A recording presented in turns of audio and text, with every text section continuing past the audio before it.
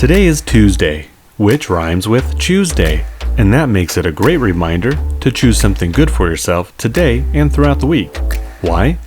Because in our busy and often demanding lifestyles, it's easy to forgo taking even a couple of minutes to do something good for yourself. Today, I chose to go on an adventure with my wife out to Swan Dam along the Snake River in Idaho. What will you choose for yourself? And if you're not sure what to choose, start with choosing to spend a few minutes in nature.